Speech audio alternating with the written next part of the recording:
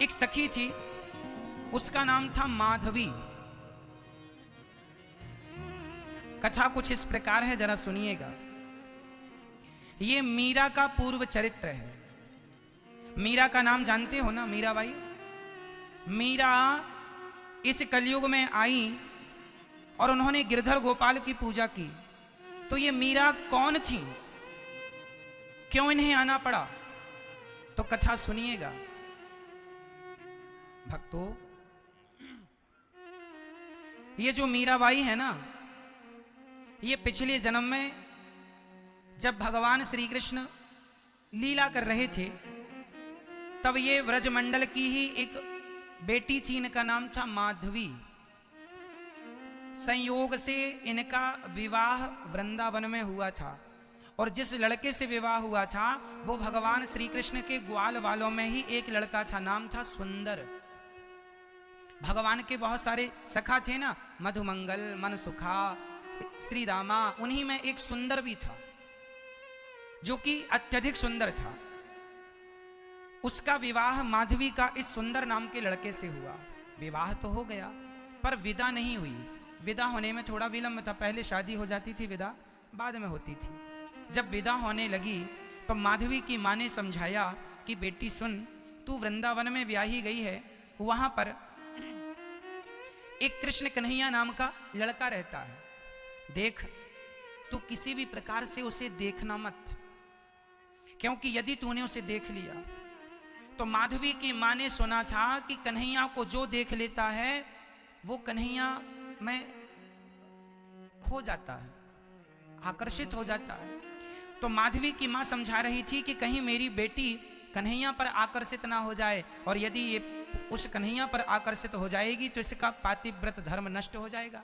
अच्छा, माधवी की माँ को यह पता नहीं था कि ये कृष्ण भगवान है। वो कृष्ण को एक सामान्य पुरुष मानती थी। ये जानती थी कि बहुत सुंदर है, जो देखता है मोहित हो जाता है। तो उन्हें लगा कहीं मेरी बेटी ना मोहित हो जाए, और नारियों के लिए तो शोभायमान नहीं है वो अपने पति को छोड़ के किसी और पुरुष को ना देखे, यही तो सिखाया जाता है, और बात भी सही है। पर माधवी की माँ को यह बिल्कुल पता नहीं था कि ये कृष्ण भगवान है। वो तो सामान्य बालक समझकर माधवी को उपदेश करने लगी कि तू कभी इस पुरुष को ना देखना। माँ ने समझाया, माधवी समझ गई। उस समय माधवी भी कोई ज्यादा उम्र थी नहीं, बच्ची ही थी। चली, सुंदर आया और अपनी दुल्हन को लेकर चला। सुंदर मतलब कृष्ण का सखा और माधवी का पति। जब चली दुल्हन, और जब वृंदावन के समीप आए तो सुंदर ने अपनी पत्नी माधवी से कहा, अरे सुनती हो, देखना हमारा कन्हैया यहीं कहीं गैया चरा रहा होगा, और सुन लेगा ना कि मैं आ गया हूं, अभी दौड़ के आएगा, कहेगा भाभी का मुंह तो दिखाओ। तभी सच्ची वहां पर भगवान की गैया नजर आई और भगवान दौड़े दौड़े आए। अरे सुंदर, तू आ गया दुल्हन लेके? अरे सुंदर, सुंदर आया। और सुंदर उस समय लगभग 16 साल का बालक था, और भगवान की उम्र उस समय लगभग 7-7.5 वर्ष की थी। तो सुंदर ने भगवान को गले लगाया, भगवान ने भी सुंदर को गले लगाया।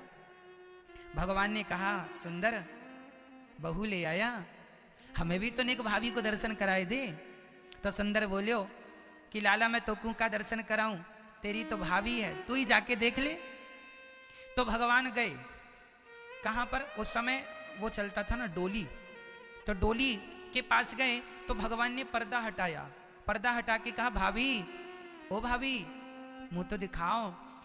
चूंकि माधवी की मां ने कहा था कि तू कृष्ण नाम के पुरुष को देखना मत, तो माधवी ने अपना मुंह ढक लिया पूरा, और अपने हाथ पांव को भी बिल्कुल कपड़ों से ऐसे ढका कि जरा सा भी शरीर ना दिखाई पड़ जाए, और मुंह ढक लिया।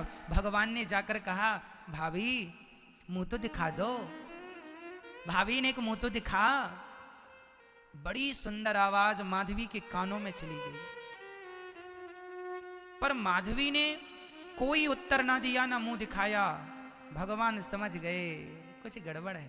भगवान ने कहा, अच्छा भाभी तो सुनो, आज हम मुंह देखने आए हैं, नहीं दिखा रही हो, अब तुम सदा हमारा मुंह देखने को तरसोगी। ये कह के भगवान वहां से वापस आ गए। माधवी अपने ससुराल मतलब वृंदावन आ गई और भगवान भी वृंदावन थे, वहीं से आना जाना। जब भी भगवान की आहट सुनती तो माधवी अपना मुंह ढक लेती कि नजर ना पड़ जाए। माँ ने कहा था कि तुम कन्हैया को मत देखना। जब भी सुंदर अपने कन्हैया की बातें करे तो माधवी इग्नोर कर देती, कोई बात ना सुनती। सुंदर को भी लगा मेरी पत्नी कैसी है, श्याम सुंदर की बातें तो ना करती है ना सुनती है, कोई बात नहीं। अच्छा, माधवी बड़ी सुंदर थी। तो एक दिन माधवी की सास माधवी को लेके नंद भवन गई और यशोदा माता के पास लेके गई। माँ आशीर्वाद दो, बहू आई है। माधवी बैठी थी तभी भगवान आ गए और भगवान ने कहा माँ बड़ी भूख लगी है, कुछ खाने को दो। माँ ने कहा अच्छा लाला खाने को देती हूँ, तू बैठ। तभी भगवान ने कहा मैया ये घर में बहू आई है, किसकी बहू है? माँ ने कहा बेटा सुंदर की बहू है। भगवान समझ गए सुंदर की बहू तो वही है। तुरंत भगवान भाग गए, क्योंकि कहा था भगवान ने कि तू ही मेरा मुंह देखने को तड़पेगी तरसेगी, मैं नहीं देखूंगा। मैं बुला रहा था तब तो तू देखी नहीं। चले गए। ऐसे करते करते बहुत दिन बीत गए। एक दिन क्या हुआ, जब इंद्र ने मूसलाधार पानी बरसाया, पूरे ब्रजमंडल में पानी बरसा, तब भगवान से सारे ब्रजवासियों ने कहा कि हमारी रक्षा करो। तब भगवान ने गोवर्धन उठाया और जब गोवर्धन उठाया तो सब उस गोवर्धन की तलहटी पर आए। तो माधवी भी आई, क्योंकि जान तो सबको बचानी थी। सब अपना घर द्वार छोड़ छोड़ के सब उस गोवर्धन की तलहटी पर आए। जब सबने वहां आकर शांति पाई तो उस समय जब भगवान ने पहाड़ उठाया ना तो शाम हो चुकी थी, रात्रि को कुछ दिखाई पड़ा नहीं। माधवी पूरी रात ये सोचती रही कि हे भगवान इतना बड़ा पहाड़, एक बूंद अंदर पानी नहीं, ये पहाड़ उठा कैसे? सवेरा हुआ, सूर्य भगवान की पहली किरण आई, उसी क्षण माधवी ने अपनी नजर घुमाई कि कौन है ये, कौन है ये। जब नजर घूमती घूमती घूमती ऊपर पड़ी तो वहां पर भगवान की उंगली नजर आई। उंगली को देखा माधवी ने, बड़ी सुंदर उंगली थी। उंगली के नीचे दृष्टि डाली तो पूरा हाथ दिखाई पड़ा। हाथ के नीचे दृष्टि डाली तो हाथ के बराबर में ही भगवान का मुख था।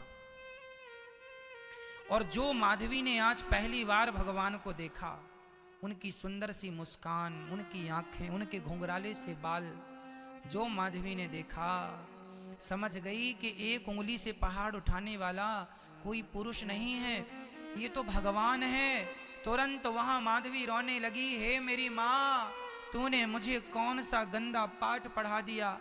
उसी दिन मैंने क्यों ना भगवान को देख लिया जब वो मुझे भाभी भाभी कह के बुला रहे थे। इतने दिन मैं ऐसी सुंदर सी छवि से वंचित रह गई मेरी माँ, तुमने क्यों इतना बड़ा अपराध किया है। वो रोने लगी और भगवान श्री कृष्ण के चरणों पर जब दृष्टि डाली, उन चरणों में डूब गई। हे श्याम सुंदर मुझे माफ कर दो। मन ही मन वो भगवान को देखने लगी, आंसू बहाने लगी। और देखते देखते एक भगवान थे जो 7 दिनों तक ना कुछ खाए ना कुछ पिए, बस खड़े रहे। और दूसरी माधवी थी जो कि अपने अपराध का प्रायश्चित करती रही कि इतने दिन तक मैंने इतनी सुंदर छवि क्यों ना देखी, ये तो भगवान है। और मेरी माँ ने पाठ पढ़ाया कि तू देखना भी मत, भगवान से वंचित रखा। कई लोग आपको यही पाठ पढ़ाते हैं कि अरे भगवान तो कुछ होते नहीं है। माधवी की माँ ने जैसे उल्टा पाठ पढ़ा दिया माँ को, ऐसे भी आज समाज में कई लोग भगवान से दूर करने के पाठ पढ़ा देते हैं, जिससे आपको लगता है कि भगवान से दूर रहना चाहिए। अरे भगवान की नजरों से नजरें मिल गईं। जब भगवान को देखा उनके इतना आकर्षण, माधवी आकर्षित हो गई और मन ही मन उनको अपने हृदय में बसाकर बिठाकर अब तो दिन रात उन्हीं का। 7 दिन कब बीत गए। इंद्र आए, भगवान से माफी मांगी, भगवान ने गोवर्धन की स्थापना जहां की तहां की। माधवी जाके गोविंद के चरणों पर गिर पड़ी, नाथ मुझे अपराधीन को माफ कर दो, मुझे माफ कर दो। भगवान ने कुछ ना कहा। जब हम बोल रहे थे तब तुमने भी कुछ नहीं कहा, अब तुम बोल रही हो तो हम क्या कहें। पर भगवान तो दयालु हैं। अंत में भगवान ने माधवी को उठाया और मुस्कुराते हुए कहा, अरे भाभी क्यों रो रही हो, प्रभु मुझे अब स्वीकार कर लीजिए, मुझे त्यागिए मत। भगवान ने कहा कोई बात नहीं, अपराध हो गया है, कोई बात नहीं, अब तुमने स्वीकार कर लिया, हमें कोई द्वेष नहीं है तुमसे, हम तो सबकी तरह तुम्हें रखे हैं, जैसी सब पर कृपा भगवान की ऐसी तुम पर होगी। माधवी फिर भी अपने आप को माफ ना कर पाई, भगवान ने तो माफ कर ही दिया। अब तो वो दर्शन करती, सारी सखियों से पूछती कि क्या क्या हुआ। भगवान ने कहा मैं तुम्हें माफ तो कर दूंगा, पर अपनी किसी भी लीला में अब तुम्हें सम्मिलित नहीं करूंगा। भगवान ने कहा मैं तुम्हें माफ तो कर दूंगा, पर अपनी किसी भी लीला में तुम्हें सम्मिलित नहीं करूंगा। तो इसलिए माधवी को भगवान ने ना रास में सम्मिलित किया, ना अपनी किसी लीला में सम्मिलित किया, सबसे वंचित ही रखा। और वही जब भगवान व्रज छोड़ के चले गए तो ये माधवी तो धड़ाम से गिरती। तब ब्रज की गोपियां समझाती, अरे माधवी, कृष्ण केवल तुझे छोड़कर थोड़ी गए हैं, हम सभी को तो छोड़कर गए हैं, तू इतना क्यों रोती है। माधवी ने कहा तुम लोगों ने तो पकड़ लिया था तो छोड़ कर गए, हमने तो पकड़ा ही नहीं था और हमें छोड़कर चले गए, इसलिए हमारा दुख तुम्हारे दुख से कहीं ज्यादा है। तुमने पकड़ लिया था, तुमने बसा लिया था, और मैं तो सालों तक घूंघट ही करती फिरती रही। हे विधाता, आग लगे मेरे घूंघट को, आग लगे मेरे ऐसे घूंघट को जिस घूंघट ने मेरे कृष्ण से मुझे वंचित रखा। आग लगे ऐसे माँ के ज्ञान को जिस ज्ञान ने मुझे भगवान से वंचित रखा। हे विधाता, ऐसा ज्ञान किसी को ना देना जो ज्ञान भगवान से दूर कर दे, ऐसा पर्दा ना देना जो पर्दा भगवान से दूर कर दे। वह मीरा, वह माधवी तड़पती तड़पती अंत में अपने प्राणों का विसर्जन कर देती है, त्याग देती है। और वही माधवी इस कलयुग में मीराबाई बन के पैदा होती है। और वही मीरा अब लाज शर्म छोड़ कर, क्योंकि वो जानती थी कि पिछली जन्म में तो खूब मैंने लाज की, घूंघट ओढ़ी, इसलिए अब मीरा कोई घूंघट नहीं करती, क्योंकि घूंघट का परिणाम देख चुकी है वो। जब वृंदावन मीराबाई आई तो उन्हें यहां पर अपनी वो सारी बातें याद आ गईं, पूरा का पूरा दृश्य आंखों के सामने आ गया, और मीरा भगवान का चिंतन करती रहती है। कोई ख्याल नहीं है नाथ, मुझे स्वीकार कर लीजिए। सारी जिंदगी भगवान का नाम जपती रही, सारी जिंदगी गिरधर गोपाल जपती रही, सबको जपाती रही, कहती रही अरे भैया तुम क्या संसार में उलझे पड़े हो, भगवान के चरणों में क्यों नहीं चलते, वही सत्य है, उस आनंद में क्यों नहीं खो जाते। चल पड़ी मीराबाई और द्वारिका पहुंच गई, और अंत में भगवान का इतना स्मरण किया, इतना नाम जपा मीरा ने, कि द्वारिकाधीश ने कहा पिछले जन्म में तुम्हें हमने स्वीकार नहीं किया, इस जन्म में स्वीकार करते हैं, क्योंकि तुमने हमारी भक्ति करके अपने आप को पवित्र कर लिया है। और वही भगवान द्वारिकाधीश अपना मुंह खोलते हैं और पूरी की पूरी मीरा भगवान के मुख मंडल में समा जाती है, मुख में समा जाती है वो मीरा। आज कहीं मीरा की समाधि नहीं, मीरा का ये जन्म तो सब जानते हैं, पर ये था पिछला जन्म। इसलिए मीरा पग घुंघरू बांध मीरा नाची रे, लोग कहें वो तो भई रे बवरिया, सास कहे कुल नासी रे, पग घुंघरू बांध मीरा नाची रे। नाचती है अपने गिरधर गोपाल के लिए, मीरा बनकर नाच लेना सबके बस की बात नहीं है। धन्य है मीरा, और धन्य है मीरा का ये दिव्य चरित्र। हम बड़भागी हैं भक्तों कि हमें ईश्वर ने ऐसी बुद्धि दी है कि हम कथा सुनने वाले बने हैं, सुनाने वाले बने हैं। ईश्वर से आप यही कहिए कि विधाता आपका धन्यवाद, कम से कम आपने हमें अपने नाम से, अपनी कथाओं से वंचित तो नहीं रखा। किसी भी प्रकार से हमारे कानों में भगवान का नाम पड़ रहा है, उनकी कथाएं कानों के द्वारा प्रवेश कर रही हैं, ये ईश्वर की बहुत अहेतुकी कृपा है, विशेष कृपा है।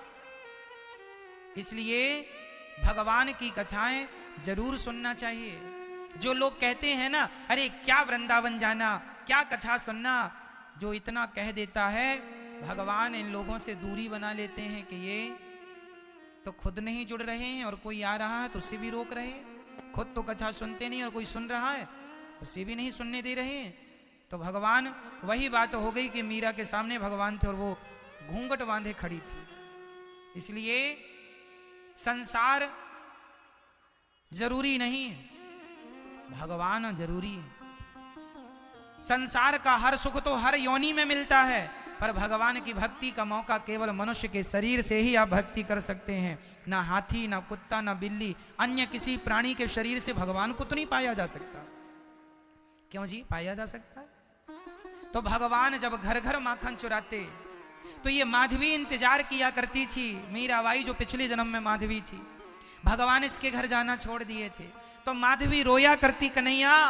सब माधवी भी माखन दही मंथन किया करती और मक्खन निकाल के रख दिया करती मटकी पर और बाहर बैठी बैठी इंतजार करती। जब सखियां कहती आज कन्हैया ने मेरे घर में आके माखन खा लिया, एक सखी बोली आज मैंने माखन खाते देखा है, आज मैंने मटकी से माखन चुराते देखा है। जब सारी सखियां बता बता कर हंसती, कन्हैया की रूप का आनंद लेती, उनकी आंखें इतनी सुंदर थीं, आज उनका स्वरूप इतना सुंदर था, आज उनके बालों को देखा तुमने कितने सुंदर थे, आज उनकी अधरों को देखा तुमने कितने, आज उनके छोटे छोटे हाथों को देखा। जब ये सारी बातें करती तो माधवी बस सिसक सिसक कर रोती, हे श्याम सुंदर हमें माफ कर दो और एक बार हमारे घर में माखन चुराने आ जाओ। जिस सच्ची बताएं, जिन जिन सखियों के घर भगवान माखन चुराने जाते थे, ये कोई सखियां सामान्य सखियां थोड़ी थी। अरे करोड़ों जन्म तक बड़ी लंबी चौड़ी पूजा भक्ति प्रेम किया है, तब भगवान ने अपनी लीला में सम्मिलित किया है इन गोपियों को। और भगवान सबके घर जाके माखन चुरा करके भगवान गोपियों को आनंदित कर रहे हैं। ये केवल आनंदित करने की लीला है। भगवान कभी माखन थोड़ी चुराते हैं, भगवान तो लीला करते हैं। माधवी रोती और माधवी बस दिन रात गिलानी करती, मैंने क्यों अपराध किया, क्यों अपराध किया। इसलिए गलती करना गलत नहीं है, पर गलती हो जाए तो उस गलती का पश्चाताप करना चाहिए, प्रायश्चित करना चाहिए। क्या करना चाहिए? प्रायश्चित करना। और माधवी ने क्या प्रायश्चित किया? भगवान से विमुख हुई ना पहले, तो प्रायश्चित ये था फिर से मनुष्य बनकर आई, पर अब की बार उसने गोविंद के अतिरिक्त किसी को नहीं चाहा, इसलिए मेरे तो गिरधर गोपाल दूसरो ना कोई। जब ऐसी एकाग्रता हुई तो भक्त की भक्ति ने भगवान को फिर आकर्षित कर लिया और अब भगवान ने सदा सदा के लिए मीरा को स्वीकार कर लिया। अब हर लीला में भगवान माधवी को स्वीकार करते हैं। इसलिए हम लोग भी जो सामान्य तुच्छ प्राणी है ना, भगवान की कथा कहकर सुनकर उनकी लीला के अधिकारी बन सकते हैं, उनकी उन लीलाओं में हम भी सम्मिलित हो सकते हैं। इसलिए भगवान की ये लीला